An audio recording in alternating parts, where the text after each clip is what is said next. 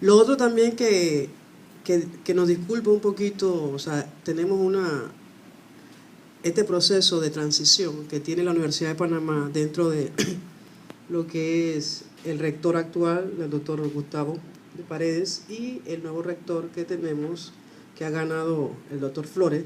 Estamos en un proceso de transición en el cual nos gustaría en un momento dado llenar un poco este auditorio aquí en la biblioteca, pero las circunstancias de igual manera también hay unos votos, se está haciendo unas votaciones de la parte que también va a dar una oportunidad de dar la experiencia en el tema de derecho, ¿no? Y ambos que también ya tienen una experiencia en el tema de derecho. No sé si de repente acá las hermanas con mucha experiencia de CONAMUY se acercan un poquito más y hacemos ese. Vamos a darle la apertura al primer expositor, Arecio Valiente, más conocido como Inawilipe Diwiti, abogado de profesión del pueblo cuna, músico, poeta, maestro de danza cuna, profesor en materia de Derecho Intelectual, Derecho Agrario y Derecho Ambiental de la Facultad de Ciencias Políticas de la Universidad de Panamá, y también imparte clases en licenciatura de Educación Bilingüe Intercultural y de habilidades en su aplicación. Bueno, con ustedes, el señor abogado. De que el tema del consentimiento libre, previo e informado, aunque no esté en la ley panameña, sino ahora recientemente, hace un mes, se aprobó la ley de consentimiento libre, previo e informado. Panamá no ha ratificado el convenio 169. Hemos podido lograr a través de las leyes comarcales, otras leyes nacionales, el tema del consentimiento libre, previo e informado. Y una de las leyes que incluyó el tema de consentimiento libre, previo e informado, pero no en forma expresa, sino en forma general, en el artículo 48 y 50 de la ley 10, incluyó el tema de eso. Pero esos dos artículos fueron modificados. La ley 9 se aprobó en el 97. Los proyectos hidroeléctricos por el río Tabasara empezó en el 97, en el tiempo del PRD. ¿Ya? No es de ahora. Se llamaba proyecto Tabasara 1, Tabasara 2. Después se cambió al proyecto Barro Blanco. ¿Ya? En el 97, cuando se crea la ley 9, incluimos esos dos artículos que hablan de la participación de las comunidades o de los pueblos indígenas, caso del Congreso de Nuevo Buglé. Pero esos dos artículos fueron modificados o se agregaron dos párrafos a esos dos artículos que dice, poco parafraseando un poco, cuando la obra esté en su totalidad dentro de la comarca se va a necesitar el consentimiento y participación de las comunidades indígenas.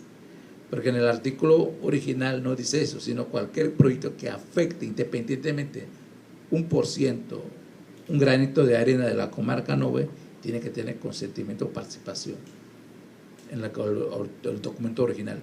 Pero los dos artículos o los dos párrafos adicionales dice, va a haber participación de la comunidad indígena siempre y cuando que la obra esté en su totalidad dentro de la comarca. Entonces estaba condicionando ya. Eso fue en el 97. Así que cuando hablas de Varela no hizo nada. Varela lo que heredó todas las políticas del PRD. Ahora todo el mundo, la gente del PRD habla, los diputados hablan en contra, no sé, pero son la misma gente del PRD que incluyeron eso. Después, en el tiempo de Mireya se incluyó eso, después que derogaron esos dos artículos. Imagínense, esos dos artículos fueron derogados después.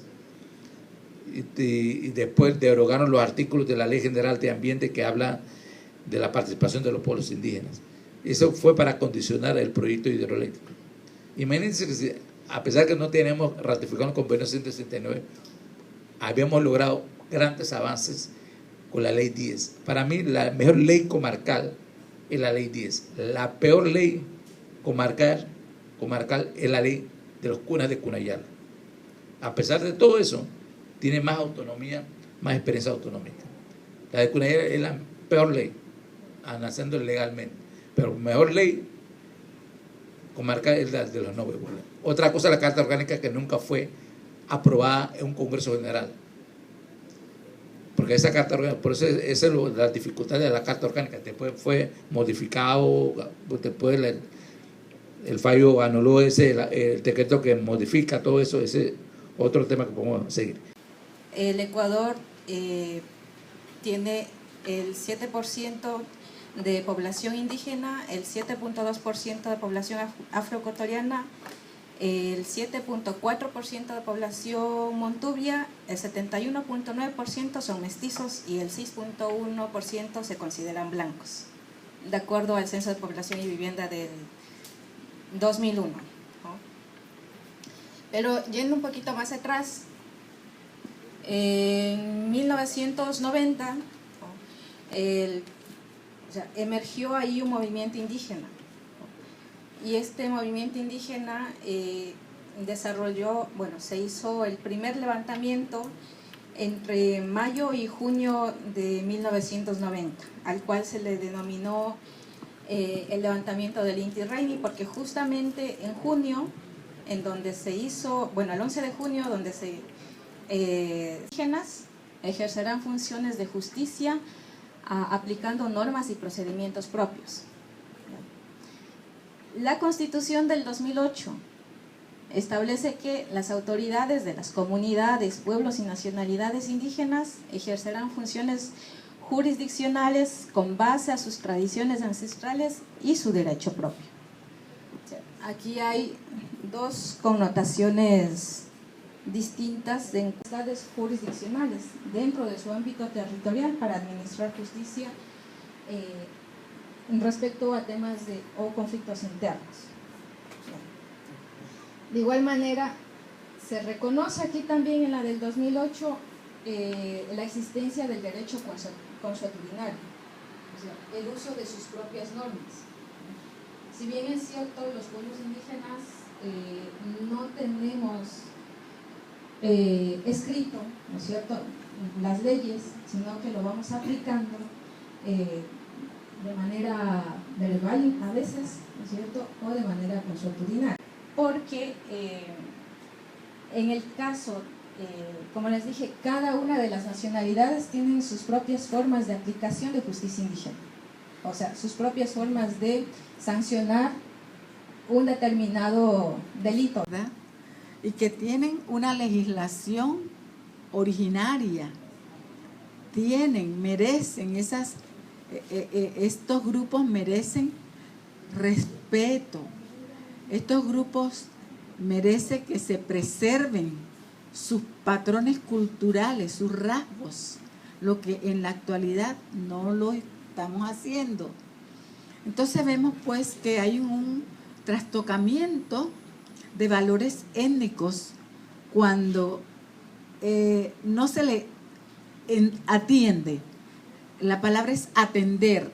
Atender en el momento suscitado, un conversatorio, por ejemplo, con los grupos indígenas en base a un problema que se esté suscitando.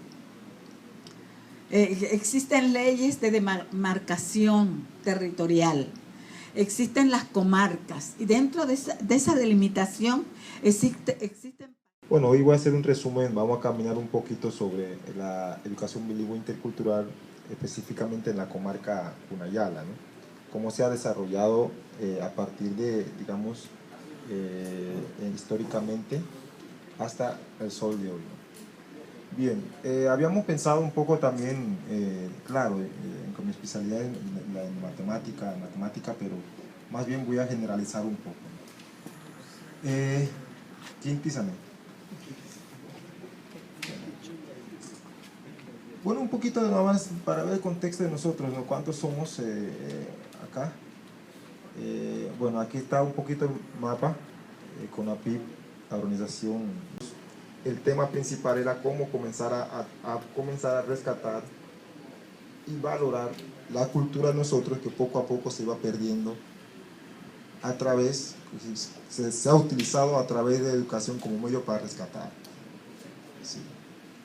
Así que cuando ya todo estaba, digamos, estos estudios, entonces, en 2001 es cuando comienza a realizarse la firma entre los AESI y el Gobierno de Panamá y el Congreso General Cuna, docentes que conociera ese tipo de, digamos, que era educación bilingüe intercultural, ¿ya?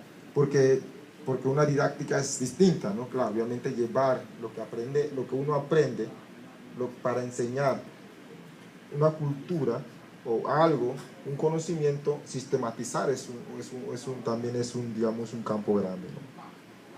Creo que son temas que a veces más nos interesan a los propios indígenas y a veces a la sociedad occidental o aculturada, como a veces le llamo yo, ¿no? Pero bueno, estamos para fortalecernos entre nosotros.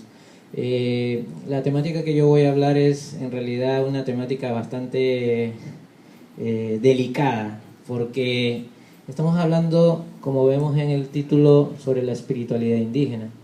Definitivamente yo no soy autoridad espiritual, yo no soy ninguna clase de sacerdote, pero sí como abogado y como indígena abogado me interesa mucho el derecho propio o el derecho originario.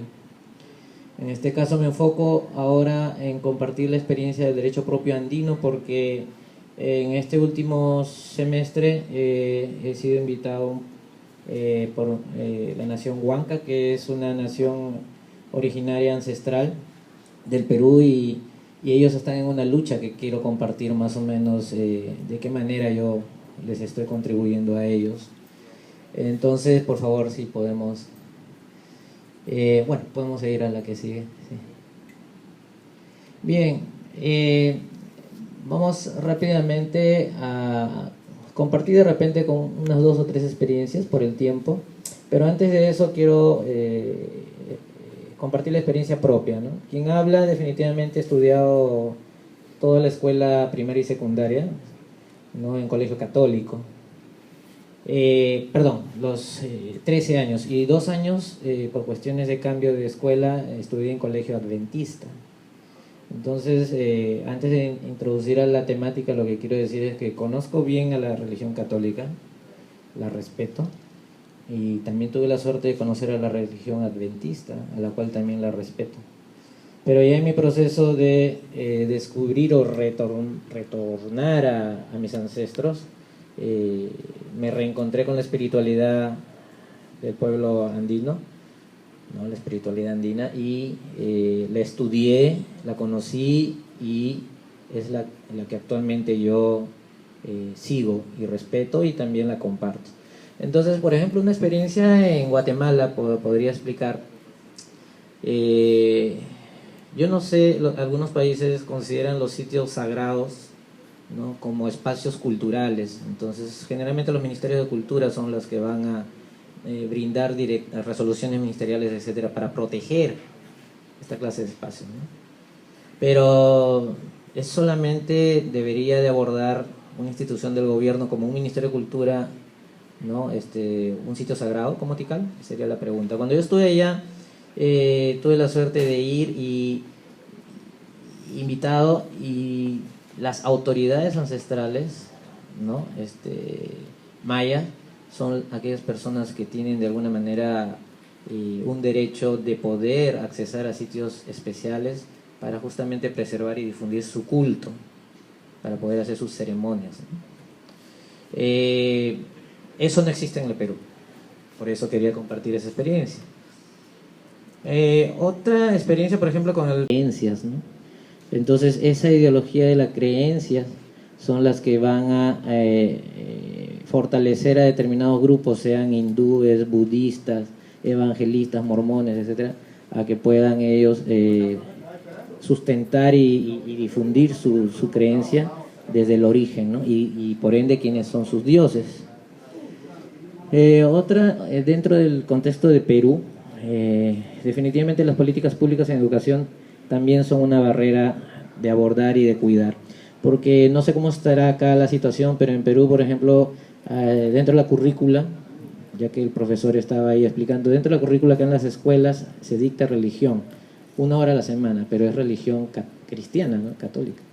Hay algunos colegios que inclusive tienen 5 horas a la semana de religión, o sea, todos los días 1 hora, ¿no?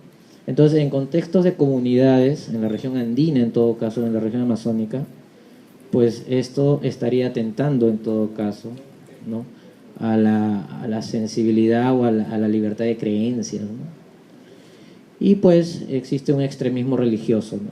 Y lo que sí puedo compartir con ustedes, y que todavía esta temática de espiritualidad y derecho indígena y derecho propio no está muy avanzado en el Perú, pero el extremismo religioso vendría a ser el fanatismo, ¿verdad? Y generalmente ya se está comenzando a descubrir que este extremismo viene justamente de los grupos religiosos dominantes o hegemónicos, ¿no? Entonces eso es un poco preocupante, que no se está teniendo registros, pero que ya uno cuando camina a las comunidades ya se está escuchando eso. ¿Y por qué? Porque los sabios o los sacerdotes, vamos a decirle así, porque en su propio idioma se llaman layas, por decir, ¿no? Laya en idioma huanca originario significa, por decir, sacerdote, para tratar de interpretar en el castellano. Pero los layas, cuando van a poder difundir esta espiritualidad andina, son objetos de persecución, discriminación y racismo, justamente por estas iglesias o instituciones religiosas. Por favor. Bueno, la experiencia sencilla que les voy a explicar es justamente ha habido hace menos de 15 días el primer congreso de maestros andinos. O sea, ¿quiénes son los maestros andinos? Netamente los sabios espirituales o los sacerdotes o los personas que promueven y vienen por tradición, ¿no? De transmisión oral, gracias a sus abuelos, ¿no? ¿Cuál es esa religiosidad? Lo que quiero también aclarar es de que en el mundo andino, no lo sé, de repente María, o de repente también acá en Panamá, no sé, pero en el Perú y en la región andina no existe el concepto de religiosidad, ¿no? O sea, para los pueblos andinos sobre todo existe el concepto de espiritualidad. O sea, los cultos son espirituales, o sea, los cantos vienen desde la espiritualidad. O sea, no está rechazado el concepto de que el Estado quiere decir, la religión andina, por ejemplo. No, nosotros somos espirituales, y como espirituales es mucho más, no existe dogmas, en otras palabras, ¿no? Hay muchos estudios antropológicos y sociológicos, sobre todo, en la cual dicen de que se critica cuando estudiamos, he estudiado también antropología jurídica, criticamos el concepto de dogma, ¿no? Bueno, y en estas mesas temáticas se habló sobre la necesidad de conformar una organización mística espiritual andina a nivel nacional. Estamos hablando de que el Perú tiene 55 pueblos indígenas, tiene 45 lenguas indígenas, entonces es complejo también. Pero, como yo les dije, abordando los documentos preparatorios, entonces ellos están buscando institucionalizar, crear una institución, como decir crear una iglesia, ¿no? Pero lo que están buscando es institucionalizar. Segundo punto, reconocimiento de nuestras ceremonias y rituales ancestrales. Entonces, buscar ese derecho que